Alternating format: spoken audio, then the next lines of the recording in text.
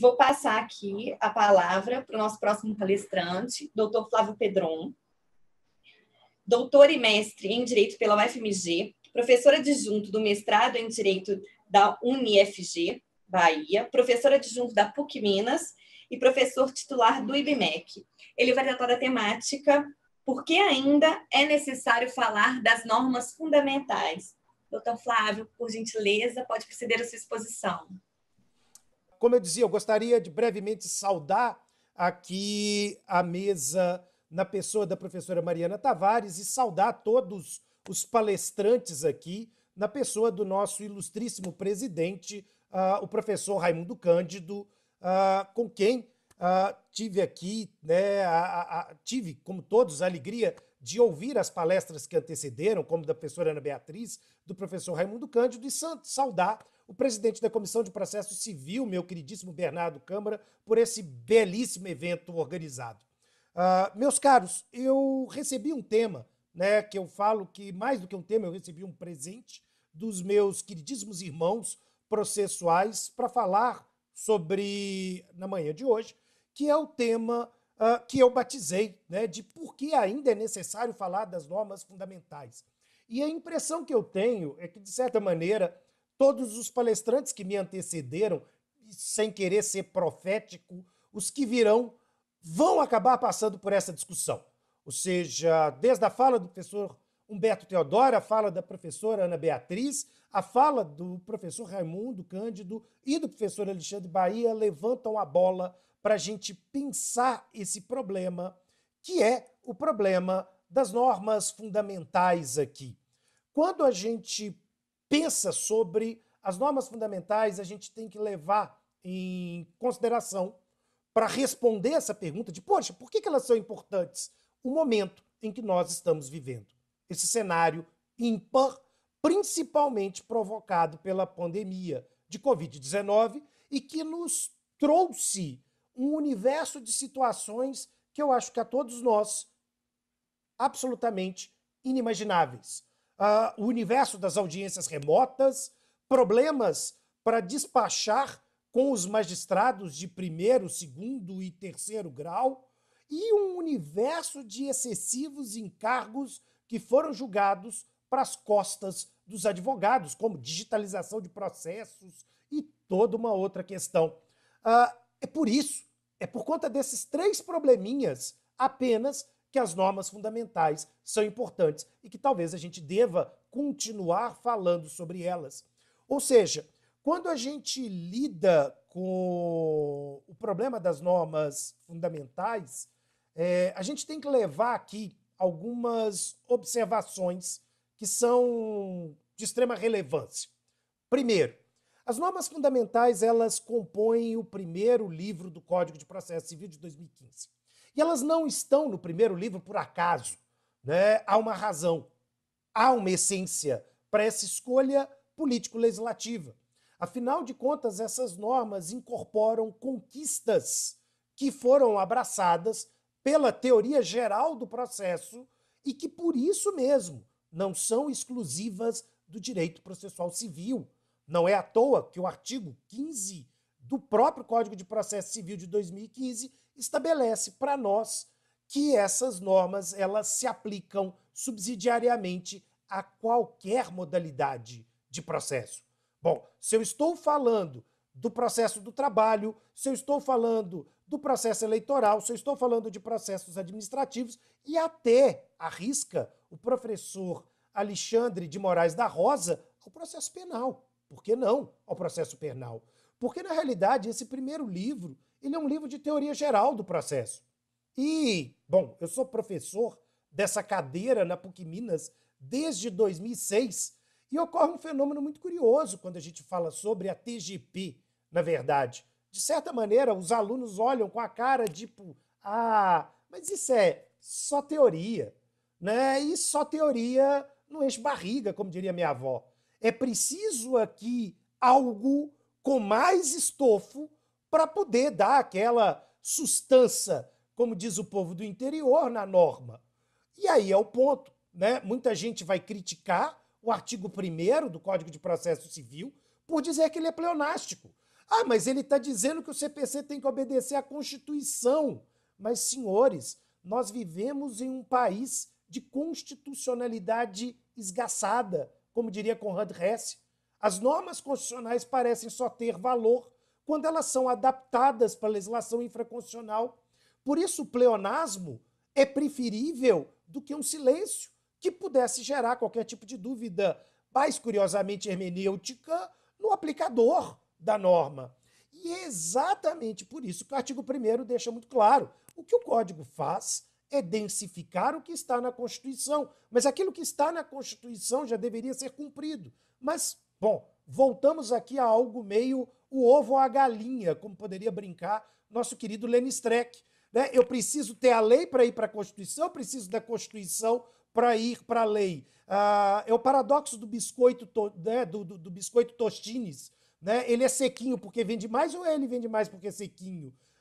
Qual é o ponto? Então não vamos ficar no silêncio, vamos escancarar e vamos dizer a Constituição deve ser obedecida e isso aqui é a porta de entrada e essas normas se aplicam não apenas para o Código de Processo Civil, mas para todos os outros procedimentos. Então isso vale para o procedimento eleitoral, isso vale para o do trabalho, isso vale para os procedimentos administrativos, etc, etc, etc. Por quê?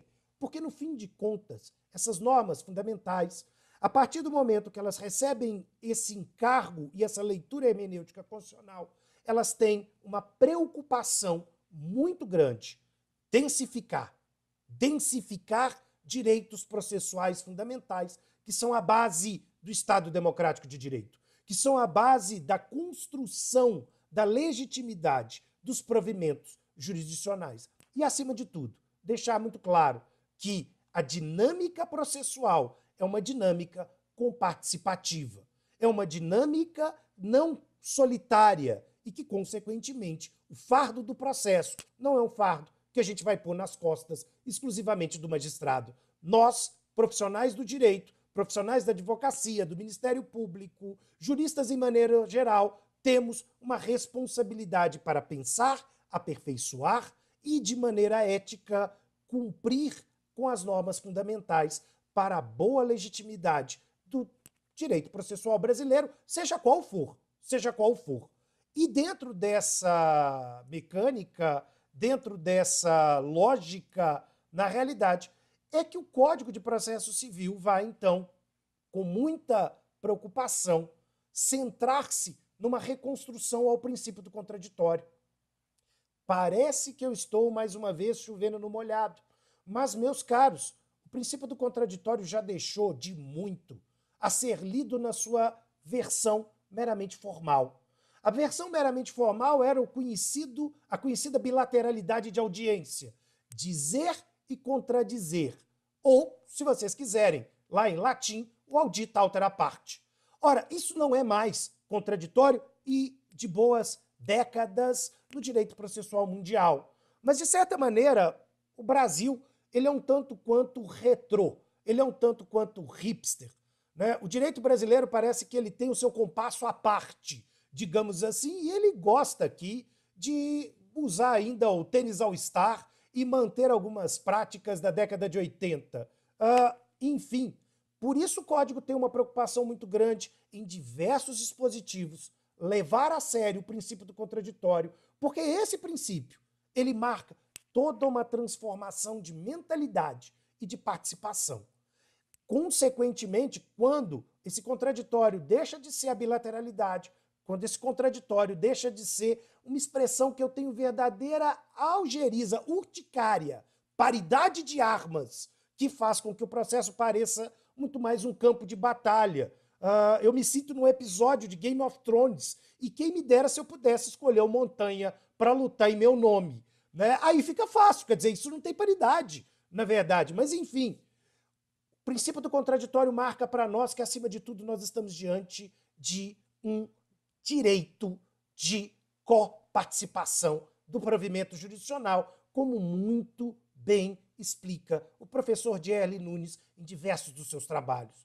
Com o brilhantismo que lhe é peculiar, o professor G.L. abre os nossos olhos para que pensemos um modelo comparticipativo e, portanto, sem núcleo. Ora, o juiz não é aqui o astro-rei do processo, porque não tem astro-rei nesse cosmos. Somos todos importantes, cada qual com a sua função, cada qual com a sua participação. Entretanto, uma participação que deva ser levada a sério, uma participação que deva se preocupar aqui em garantir o direito à informação e, portanto, uma coibição de surpresas no processo. E, de certa maneira, a pandemia tem nos mostrado algumas decisões surpresas simplesmente escatológicas, bem como o dever do magistrado ouvir as partes, repercutindo num dever de fundamentação adequada, num dever de fundamentação substancial, para que esse contraditório se faça presente, se faça aqui a mola propulsora da legitimidade do procedimento. Claro, claro, claro, que quando nós falamos sobre essa atuação das partes, a gente não pode perder de vista, como diz o artigo 5º, que essa atuação tenha que se dar em boa fé. E aqui é algo fundamental, né? Nós temos já alguns estudos bastante interessantes acerca do princípio da boa-fé no processo. Cito um do professor Bernardo Schmidt, aqui, que é simplesmente uma pérola, e que nos traz aqui a ideia que parece também ficar um tanto quanto olvidada. A boa-fé é dos sujeitos. A boa-fé não são do autor e do réu. Todos devem atuar com boa-fé. Todos devem agir com lealdade, o que inclui, consequentemente, a seara do próprio Poder Judiciário. Ou seja, o juiz ele tem uma responsabilidade ética também, como os advogados, o autor, o réu, o membro do Ministério Público, para que essa comunidade de trabalho, que nós chamamos de processo, ela possa se desenvolver da melhor forma possível, da forma mais efetiva e mais respeitando a razoável duração do processo, como diz o artigo 4º. Eu faço sempre menção para os meus alunos de Teoria Geral do Processo, e literalmente saí agora de uma aula de TGP do IBMEC, onde, pensando o problema dos princípios processuais, eu alertava para eles que a gente vive um momento estranho em que o tempo torna-se cada vez mais relativo, como diria Einstein. As noções que nós temos do tempo, principalmente no universo de home office, são verdadeiras quimeras paradoxais. Eu achava que no ano passado eu trabalhava muito, e hoje eu descobri que eu trabalho o dobro do que eu estava acostumado a trabalhar, e cada um de nós tem essa percepção de que parece que as horas estão mais devagar, porque o acúmulo de serviço e a quantidade de coisas que nós estamos fazendo no meio dessa pandemia são simplesmente avassaladoras.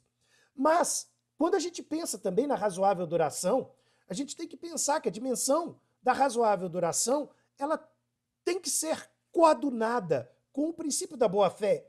Ou seja, a razoável duração ela exige que os partícipes do processo saibam equalizar as suas pretensões dentro do tempo que o processo nos entrega.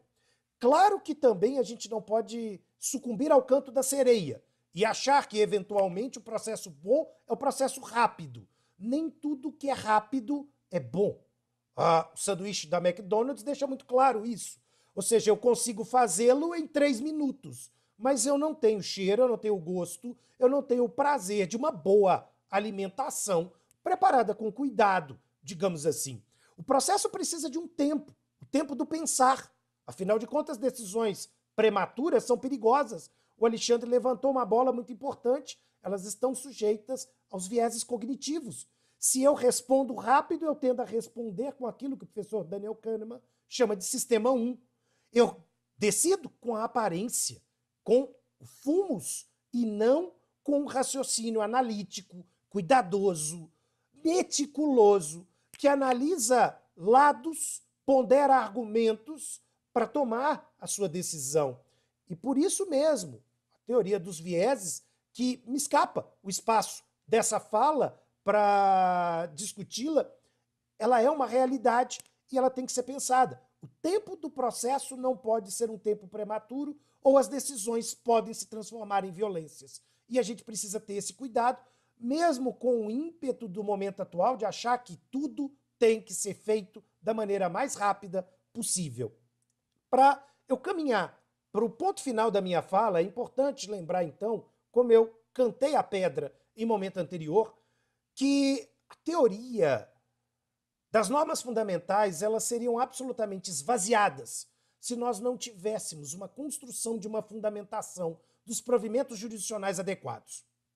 E faço aqui uma ressalva, que é uma ressalva extremamente importante. A doutrina processual brasileira ainda não entendeu que o chamado mito do livre convencimento motivado foi sepultado. Ah, ele foi sepultado pelo CPC? Não, ele foi sepultado pela Constituição de 88.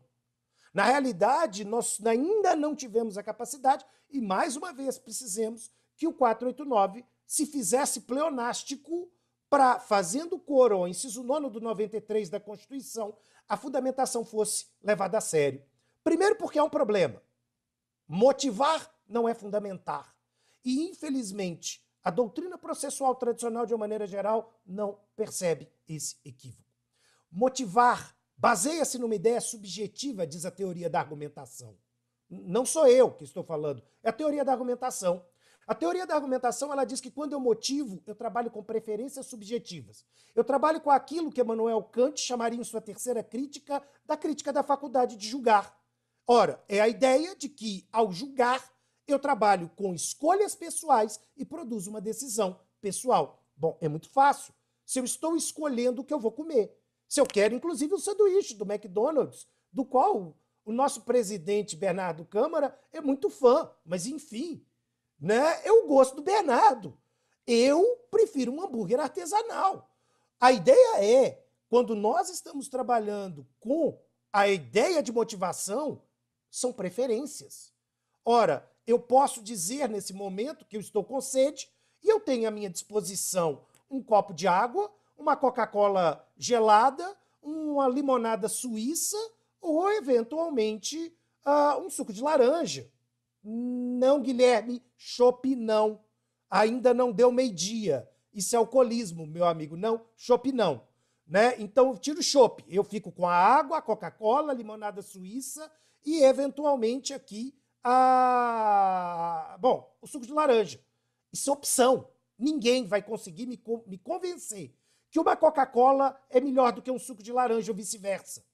Mas percebam, decidir assim é entender que o juiz pode escolher as fundamentações de acordo com o seu gosto. É como se ele fosse à feira buscar banana e pegasse qualquer banana. Não, gente. A gente pega a banana para que a gente quer. Se eu quero fazer torta, eu preciso de um tipo de banana. Se eu quero fazer doce, eu quero outro tipo de banana. Existe a banana correta, como existe a fundamentação correta, sim, para os provimentos jurisdicionais.